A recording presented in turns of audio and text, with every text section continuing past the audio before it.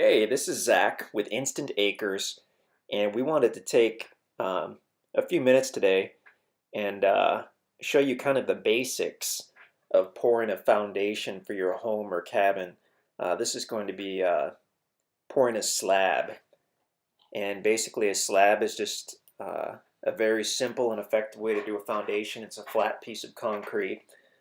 I'm going to kind of try to keep up with the photos. There are the form boards.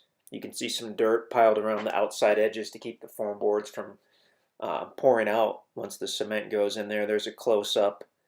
Um, I really didn't prepare for this, so I'm going to look at these photos and wing it.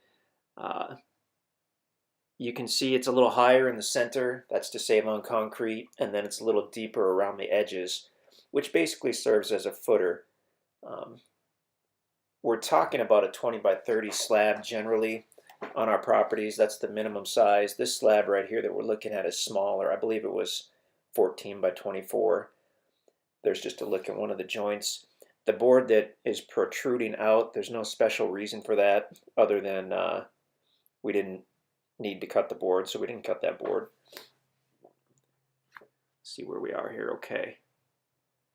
So it took about a day to kind of prep the area, fairly level area, get your boards in. We used rebar on the outside of the boards. We screwed them together and then also used rebar uh, to kind of keep them from going anywhere. There's the cement truck. I wanted to get that photo in here because cement truck, the drivers, they'll go just about anywhere. And that guy, he just backed right up there. Fantastic. Couple guys in there working the concrete. This is kind of an interesting video. It's been 10 years since these guys did this slab. I wasn't there for the whole thing, but you'll see there's a lot of things that they aren't doing, and I'm sure we'll hear from concrete contractors on this. They don't have any wire mesh in that. I would highly recommend you use wire mesh, sheets of wire mesh, and tie them together. What these guys did afterwards was they took a ton of 2 and 3 foot sections of rebar and they strategically dropped it down into the concrete. That seems to be fine, but I would recommend the wire mesh. It's pretty easy. I would have put plastic over the dirt and then done the wire mesh and supported that off the plastic. But anyway, spreading out the cement, you'll generally have one guy with a I don't know what the name for the tool is, but kind of like a draw rake or whatever to pull the cement back. You can see the 2x4 there. That's called a screed.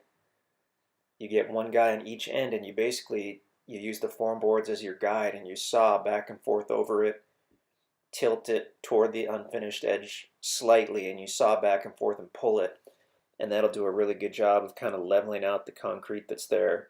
You can see the low spots. All you do is you throw a little concrete in the low spot and go right back over it with the screed. So now they're about halfway done. They're doing just fine. Looks like we had about 4 guys on this deal, 4 or 5 guys. Really, you want 2 minimum. Sometimes the concrete driver will help out. Sometimes they're not willing to get in there and get dirty, but the more guys, the better on a concrete job, but bare minimum of 2, even for a small deal like this. Okay, so that's one of the guys that was doing the slab, and he's running the chute on the concrete truck. Their chutes are extendable and they move around quite a bit.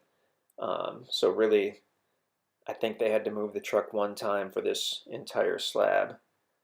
They're just about to finish up with the form, and then the concrete driver takes off, and they'll get the screeding all done, and that's when they'll get out the bull float that you'll see in a minute here. Excuse me. Okay. So concrete driver's just about to take off. He's got a little more to put down. Okay. So he's using the bull float now, and that's how you'll start to level out the concrete and make it look all nice and pretty. You push it forward, then you rotate the handle, which maneuvers the head, rotates the head a little bit, and then you pull it back towards you again. and that you've already screeded the concrete with that 2x4, and so it's already fairly level. Now the bull float is going to start to pull, kind of pull the water more or less up to the surface. With that, you don't want to hit it too hard with the bull float because you can get too much water up at the surface, but just a couple times over it with the bull float, you'll get a surprisingly good finish with that. There he's pushing it forward.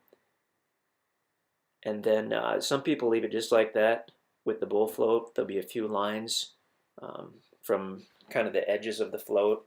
You can see that. What that line in the middle is a chalk line that the guys snapped because they wanted to broom the surface on the right, which will end up being the porch of the cabin.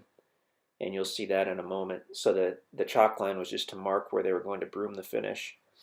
But there's a look at the slab after it's been bull floated.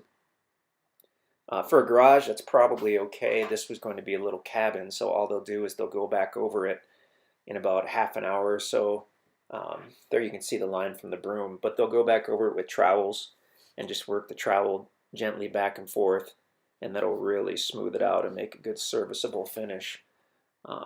The porch, like I said, they were doing the broom finish, and there's the broom. Good. So that's just a really simple little flat broom, and you drag it towards you over the surface while the concrete is very wet, and that'll give you that broom kind of non-slip finish, which is really nice on a porch for a cabin. So now working the bull float a little more, looks like the broom finish is completely done. See where we are. Okay. So coming up, it looks like there's another look at the slab. I don't think that's been troweled yet. Like I say, you have to wait for the concrete to harden up a little bit before you get in there with the trowel. You can also use 2 foot by 2 foot pieces of plywood to kneel on. So there's the finished product. We've got the broom finish on the porch. Comes out really well.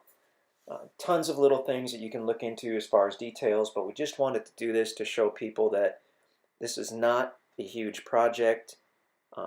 Couple buddies, and you can have this done in 3 or 4 hours, that slab. Let us know if you have any questions. InstantAcres.com.